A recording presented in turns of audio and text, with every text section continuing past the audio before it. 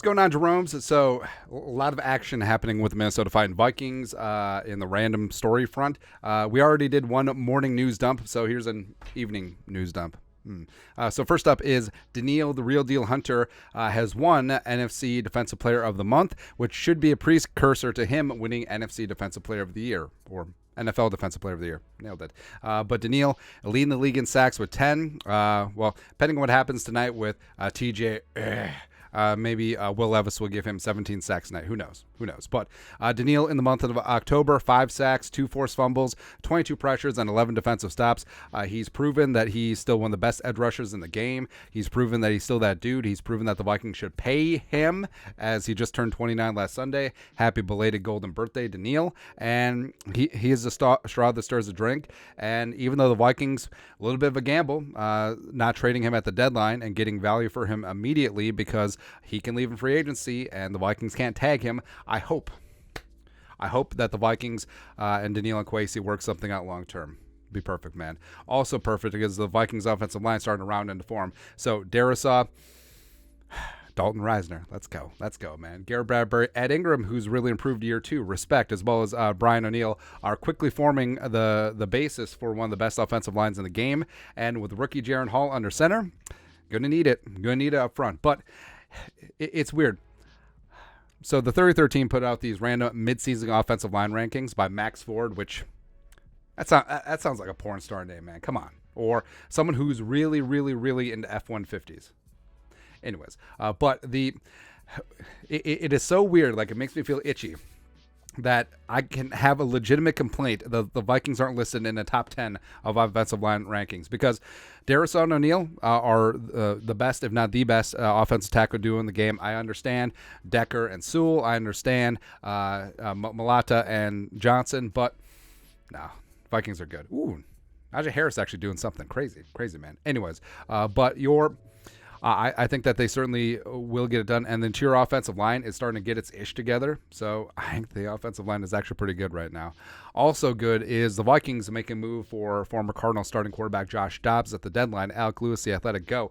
Vikings quarterback Josh Dobbs said he fully moved into a house in Arizona. His furniture and stuff arrived a week ago from Cleveland. Now he's here. Sharp guy comes across quickly. Now, the whole thing about being traded in the NFL, I forget whose agent did up a TikTok or something about this, but part of it is you fly in and then your family flies in. They put you up in a hotel.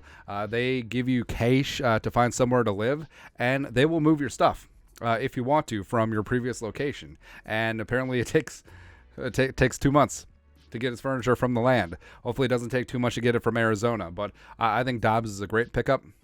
At the deadline, essentially, since the Vikings got it for nothing. And Jaron Hall obviously is option 1, but Dobbs ain't bad as a fallback option once he gets up to speed. Then Will Rag at Sports Illustrated, go. Josh Dobbs is here. Quote, "I've been welcomed with open arms. I'm enjoying it and taking it one day at a time." So he's already got player speak, which is great, but welcomed with open arms. Now, I don't think that this was a Journey reference. He's a little bit too young for that. Maybe this was a with open arms, with arms wide open under sunlight. Actually, Dobbs may be too young for Creed references too. Actually, yeah. But Kyle Brandt, Good Morning Football, 21-year-old Vikings wide receiver Jordan Addison tells Good Morning Football that the team plans to continue playing Creed during pregame after the injury to Kirk Cousins. They have won 3 in a row. Now, Texas Rangers, respect. I mean, they just won the World Series, and they play Creed throughout the season. Also, apparently, now that the Rangers have won, the Vikings are the oldest franchise not to win a championship. Great. Fantastic. Awesome. Cool. Playing Creed as an homage to Kirk, a little bit of a win-win for the Gipper. It's pretty good, man. And speaking of Jordan Addison being pretty good, he was also named NFL Offensive Rookie of the Month for October.